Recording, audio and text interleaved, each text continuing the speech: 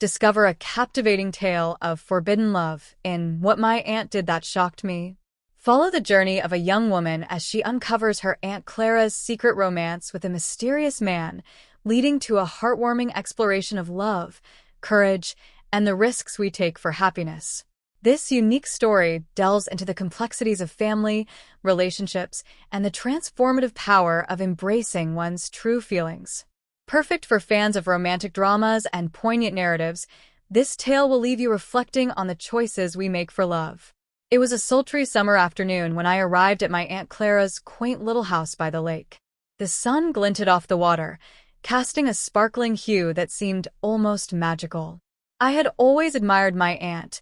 Her adventurous spirit and free-spirited nature made her the envy of everyone in our family. But that day, she would shock me in a way I never expected. As I settled in, I noticed an unfamiliar tension in the air. Clara had been acting strangely, her laughter more forced, her smiles more fleeting. I brushed it off, attributing it to the oppressive heat or maybe the fact that she had recently lost her job. But the truth was more complicated. One evening, as we sat on her porch sipping lemonade, I noticed a figure on the other side of the lake. A tall man, his silhouette framed by the dying light, stood there as if waiting for something. I watched, curious, but Clara seemed uneasy. She fidgeted with her glass, her gaze darting away from the water. "Who's that?" I asked, breaking the silence. Her reaction was instantaneous, a sharp intake of breath, a moment of hesitation. "Just someone passing by," she replied, but her voice lacked conviction. Later that night, I heard muffled voices outside my window. I tiptoed to the door and peered out. To my shock, I saw Clara and the man from earlier, locked in an embrace, their silhouettes illuminated by the moonlight. It was more than a simple meeting. It was a desperate longing, an urgency that sent a jolt of confusion through me. I stumbled back, my heart racing. Clara had always been the epitome of grace and propriety, but here she was, entangled with a stranger in the dead of night. My mind raced with questions. Who was he? Why was she hiding this from me? The next day, unable to contain my curiosity, I confronted her. "Aunt Clara, who is that man? I saw you with him last night." Her eyes widened, and I could see the conflict raging within her. "It's complicated, darling," she said, her voice barely above a whisper. "His name is Daniel. He's someone I shouldn't be involved with. But why?" I pressed, my heart pounding. "You're not a teenager anymore. You can choose who you love." She sighed, looking out over the lake, her eyes shimmering with unshed tears. "He's my best friend's brother. She doesn't know. We've been meeting secretly for weeks. I'm terrified of what it will do to our families if they find out." I felt a strange mix of emotions, anger, confusion, and a peculiar sense of protectiveness. "You shouldn't have to hide. If you love him, then—" "Love," she interrupted, a bitter laugh escaping her lips.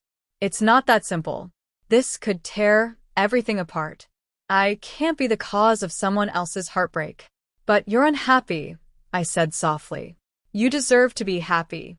Clara's gaze locked onto mine, and for a moment, I saw a glimpse of the woman she used to be, the one who danced freely and laughed without a care. What if I'm happy with him? But what if it's wrong? What if it destroys everything? Days passed, and my heart ached for her. The lake, once a sanctuary, now felt like a cage, holding her captive in her own fears. I couldn't shake the image of her with Daniel, the joy on her face, the passion in their embrace. It ignited something in me, a yearning for a love that dared to break boundaries. One night, as I lay awake, the moon casting silver shadows across my room, I made a decision. I would help her find that happiness. I would confront Daniel. The following evening, I crossed the lake, my heart pounding. When I reached the other side, I found him sitting on a fallen log, lost in thought. He looked up as I approached, confusion etched on his face. "Who are you?" he asked. "I'm Clara's niece," I replied, feeling a mixture of vulnerability and determination. "We need to talk." As I explained the situation, Daniel's expression shifted from confusion to understanding. I love her, he said, his voice low. But I know the risk. I can't lose her, but I also can't hurt her family. I felt a rush of solidarity. Then don't. Tell her. She needs to know that it's worth it. For the next few days, I watched as Clara wrestled with her feelings. I encouraged her to follow her heart, to confront her fears. Finally, she agreed to meet Daniel one last time. The air was thick with tension as they faced each other under the stars, the lake reflecting their shared vulnerability.